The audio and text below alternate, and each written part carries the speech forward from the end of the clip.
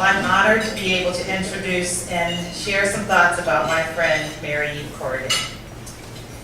MaryEve is currently and certainly deserving of the award as being a master teacher for 36 years at the Columbus Academy. She was indeed the longest serving female faculty member in the school's history and its first female science teacher. A master teacher possesses qualities that enriches a community in many, many ways. MaryEve's connections to her students, as evidenced even today, was the key in making science come alive to her middle school students. She wanted all students to see themselves as scientists. MaryEve guided students to see the relevance of the curriculum and always asking, how does this and what does this have to do with real life? Her ability to grow with the changes over the decades of teaching is another example of how she is a master teacher. Hired back in 1976 by the late Martha Wood, another service award honoree. She was a second grade teacher in the lower school. Then she graduated to middle school.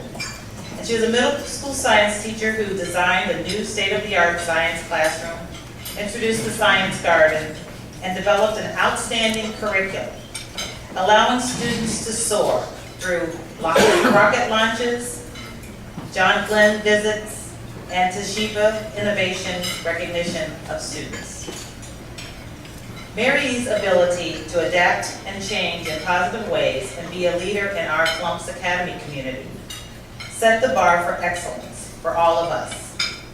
Yet MaryEve was also always willing to offer advice, give positive feedback, and support teachers regardless of the length of their tenure. She truly embodies the essence of a lifelong learner. I quote MaryEve, "I am very passionate about teaching and learning as I continue my own quest for the best." Her classroom was always evolving, and MaryEve allowed for her students to kind of manage the curriculum and she would tweak a lesson as appropriate. She wanted her students to not just work for that A, but also to really grow and learn because of their interests. In addition to all of that, she explored opportunities for students to think about ethical and character building situations and incidences and really connect with her students in her advisories as well as in the classroom.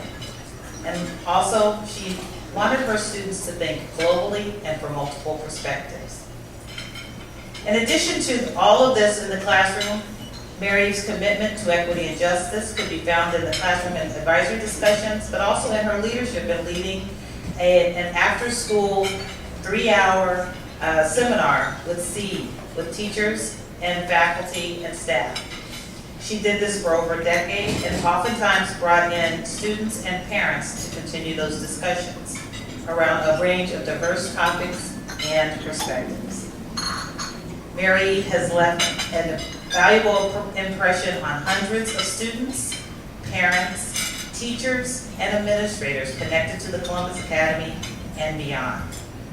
We were blessed to have her presence daily at Columbus Academy for 36 years, and her essence lingers in our halls, in the way that we do things, the way we think, and it will continue for many, many years to come.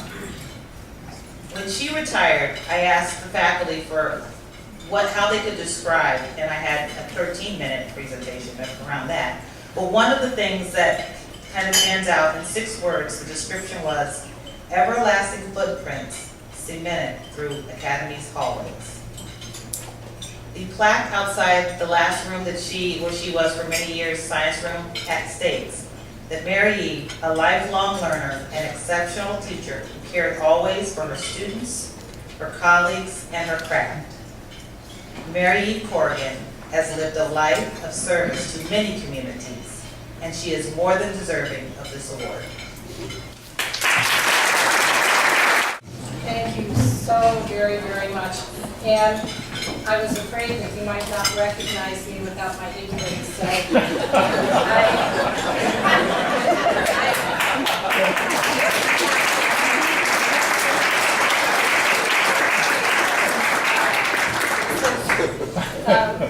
puts me back into my academy head here.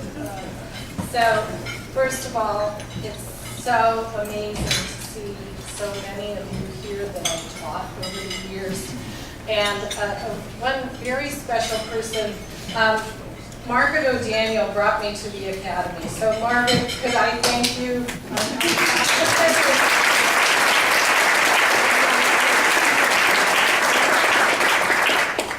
Margaret and I were in Westerville teaching. I was part of the opening staff of the Open Concept Schools back in 1970, and Margaret was our school secretary. And just happened to say in 1976, have you heard about Columbus Academy?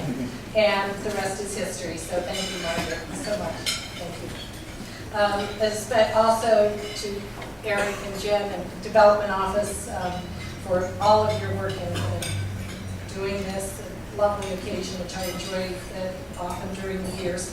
All of my colleagues who are here, my husband Dick, who has put up with scattering ideas for 40-some years, and especially all of you alums for being part of this special school and part of my life.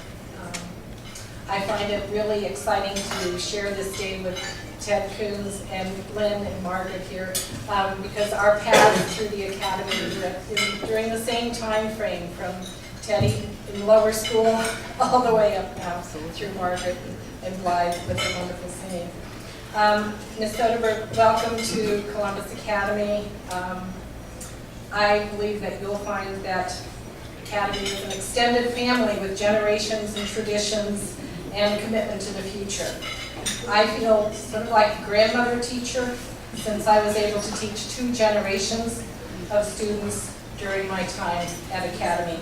And where else could one hope to do that? Bricks and mortar are often used to describe a school, and I think of people as bricks and our shared values and commitment to education as the mortar that joins us together through all these generations.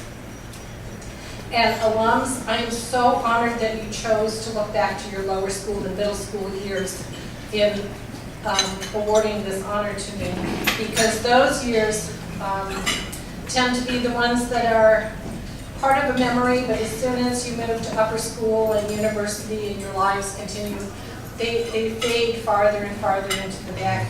And sometimes those awkward years of middle school can be likened to a giant science experiment in which you try out ideas and personalities and techniques until you find the ones that work for you.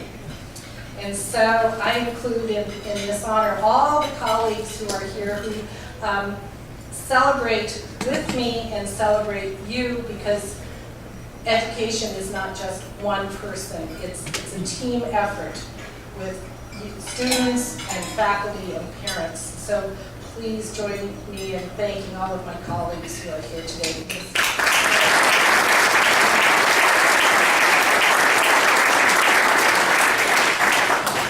And some of the great events that we did together could not be possible without teamwork.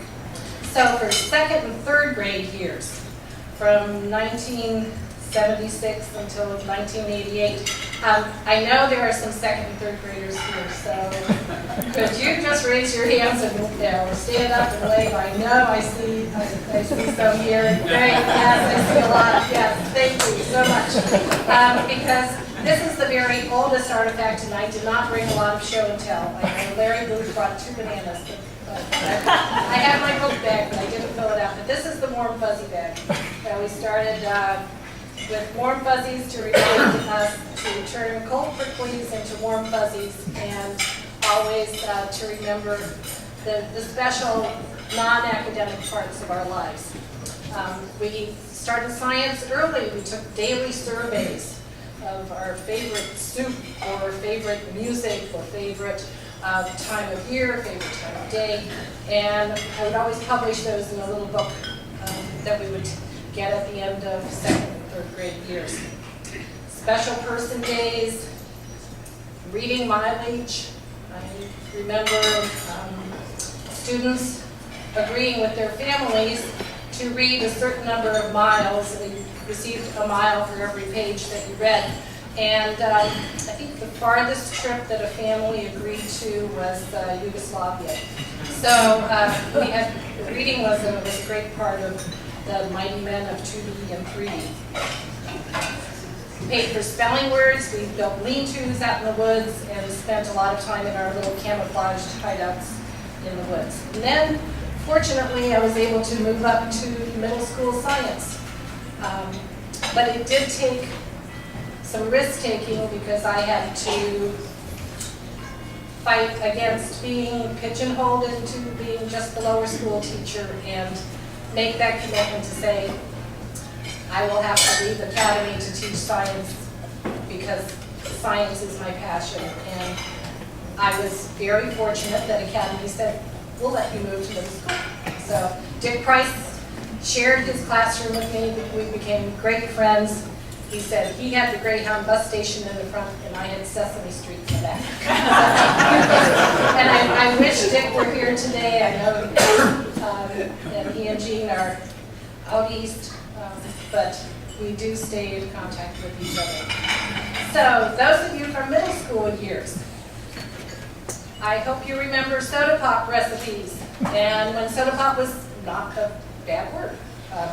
When we looked at the history of soda pop and we made our own creations, some of which left marks on the ceiling in the room. Some tasted awesome, some tasted like motor oil, and they were all very sugary. The room was sticky for a long time. The floor-to-ceiling roller coasters that we built, and I see Ed Basher here with the bowling ball pendulum that we set up and tried that for many, many years. He came back to teach the class too. The mystery days when Mrs. Neal would have this huge clue game through the 6th grade event, and we would, after the mystery, really do a whole game of Clue for the whole day, and Mrs. Neal really engineered a lot of the drama with it as we killed off people through the day. The Name the Orbiter contest that, and the original astronauts here, Brian Shepard, and any other astronauts from our Name the Orbiter. I didn't have a chance to see everybody here. But that started the decades of space study, rockets, riding in pickup trucks with our refrigerator box shuttles, the NASA Lunar Orbiter project, where we actually did a simulation with NASA on the phone, and Mr. Scheinman's videos of those space days, which are so fun to watch. Egg drops, bungee jumps, building towers and bridges, energy rock videos and carnivals, whales to scale, bringing your dog in, showing how smart it is or not. The Toshiba projects, and I know Stanford has a class called Extreme Design, and that Extreme Design course sounds amazingly like the Toshiba project, but on a global scale. So it's exciting to see those ideas just keep going. Archaeology digs at the Patton House, Mrs. Ross, and the 5th grade team. And the Patton House is no longer standing, but we have lots of memories of rummaging around in the backyard. Room-sized rainforests and independent projects, field trips, so many things that I felt would have been impossible without you as students and colleagues going along with some of these harebrained ideas to make teaching science by doing rather than by memorizing. And it was very exciting and challenging for me every year to think of something new, because each year was unique. Topic may have been the same, but no 2 years were the same. And part of that was to keep me interested and also to keep all the ideas fresh and relevant. So I hope that I was able to give you the freedom to think outside the box, the confidence to take risks, the encouragement to work with and not against each other, the strength to ask whose voices are not being heard, and the courage to follow your dreams and not someone else's. So please continue to send in your news to the alumni office, because this teacher eagerly awaits all those news bulletins and all of those adventures that you are doing to carry on in your lives. And thank you so very much for this great honor. I really appreciate it.